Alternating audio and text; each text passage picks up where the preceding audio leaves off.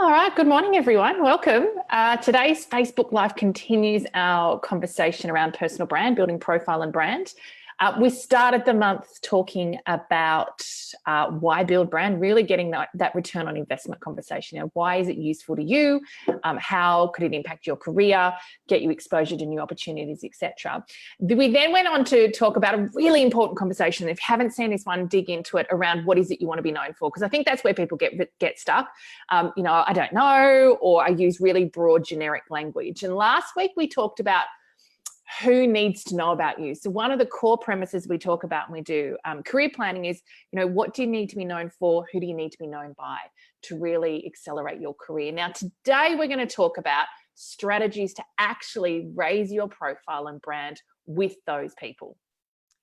Yeah, this is where the rubber hits the road. This is where it gets practical, real, and we start to do things. And as we think about this, and as we start to do something a little bit differently, sometimes that can feel a bit uncomfortable.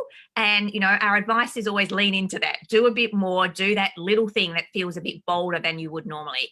And when we think about what to do, there's strategies that we can employ. There's probably two really main domains. One is online and one is offline. And thinking about how is it that I'm going to expand my personal brand into those arenas. Yeah, and of course there's an inside your organization and outside your organization. I think it's really useful, of course, depending on, why you're building brand and who you need to influence. That really defines, obviously, whether your activity is going to be focused internal or external. But I think I just want to pick up on that point around this is where, it's really easy to do the brand work on what you want to be known for. It's actually hard then to start communicating it out. That's where this confidence thing starts to come up, because it's like, will I be judged? Is this okay? Do I have permission? The fear thing pops up. So I think this is where, the return on investment comes from building brand, but it's also where the discomfort is. I remember very early on LinkedIn, I remember I was sitting there, and this is like, I don't know, nearly 10 years ago. And I was doing I'd written this post and I'd spent like an hour reviewing it. And I just remember the intense hesitation I had around pressing post.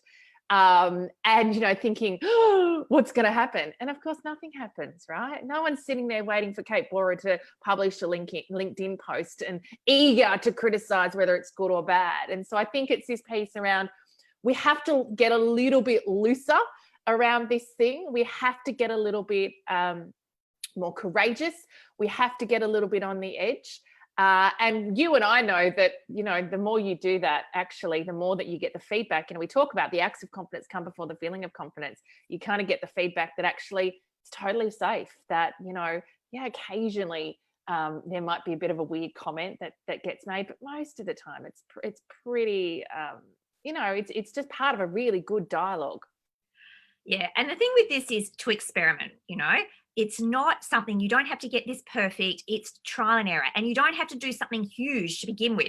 One of the things we really like is find articles that are interesting and useful to your domain. And whether it's internal or external, share that. It can be just sending an email to your team or to your boss or to someone else in the organization who is really interested in something, and you find an article that gives a different perspective, and you think, wow, that would be interesting to have in the mix of our discussion. And you can sort of experiment and practice internally with some of those things, and as you gain a little bit of experience and confidence, then post that on LinkedIn, share that article more broadly with your network, and you will start to have some conversations. And this is all part of the way that more people will know about you. They'll know what you care about, they'll know what you're passionate about, they'll know that you do have an opinion and that you're worth listening to. And that's all part of establishing a personal brand. Yeah, I mean, that piece, even an internal stakeholder you're looking to build profile with, or an external, hey, I saw this article, I thought, you might find point A, B, and C interesting. You want to add to it. You don't just want to kind of forward the article and go, here, you do all the work. But I think sharing articles is a really great way. Of course, LinkedIn is a really easy way to curate good content, as well as Google alerts. But this piece around sharing content, I think this piece around join the online conversation, whether that's in your organization on platforms like, internal platforms like Yammer, or on LinkedIn, join the conversation, make a comment, add a question, share.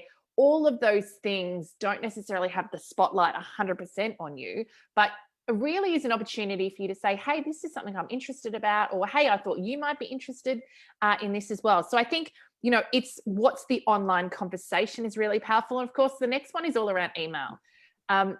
It's such an important form of communication and such a strong reflection of how we are seen. The emails that are 1,000 words long in and of itself say, I'm trying to cover my ass.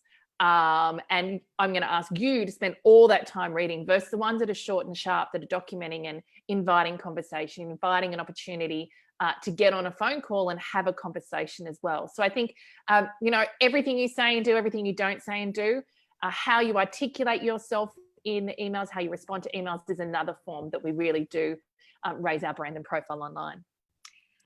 The other piece is that this is just as relevant in real life. Like, we talk a lot about online because that's where we've been a lot of the time. I'm now, a lot of clients are actually heading back into offices. People are having more interaction. There are more meetings going on. And this is a perfect chance for you to do a little bit of a reset, like to think about, okay, as I go back in, as I'm, meeting up with people, as I'm engaging in conversations, as new projects are underway, what is it I'm going to do differently? How am I going to offer to be part of things? How am I going to reach out to people? How am I going to have those conversations? And how am I going to ask really great questions so that people know I've thought about things, that I've actually got an opinion, and that I am interested and care about where our organisation or where the industry is going with this particular topic.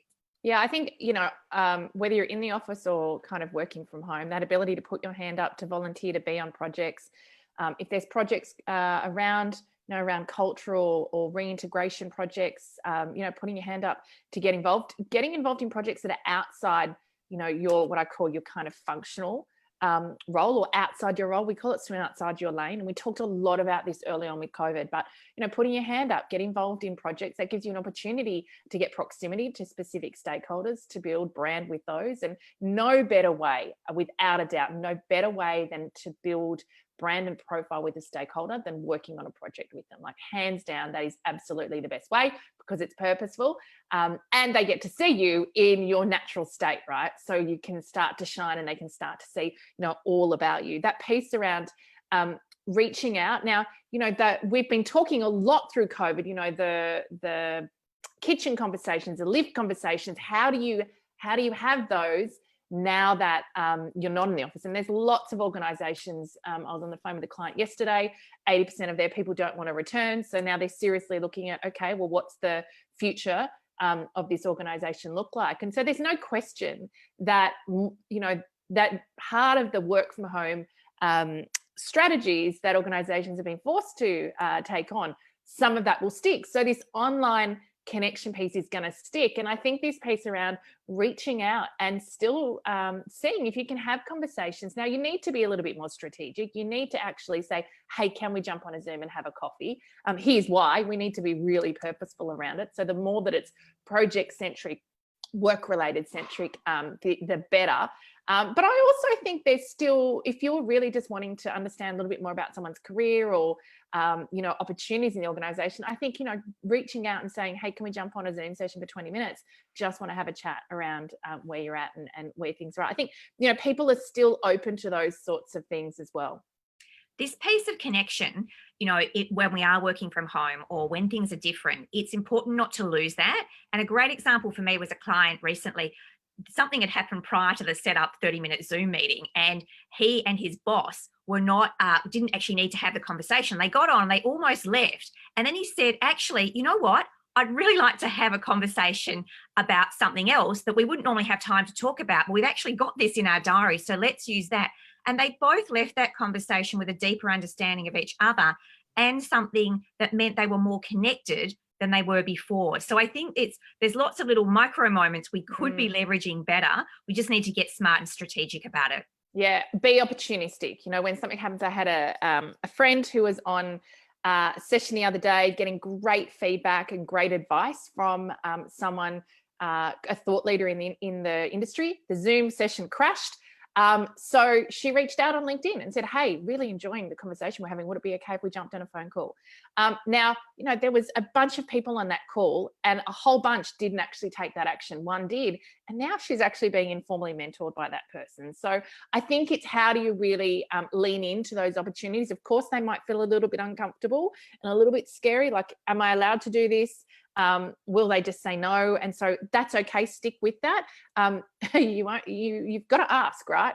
And really, if you get a no, there's really no harm in getting a no.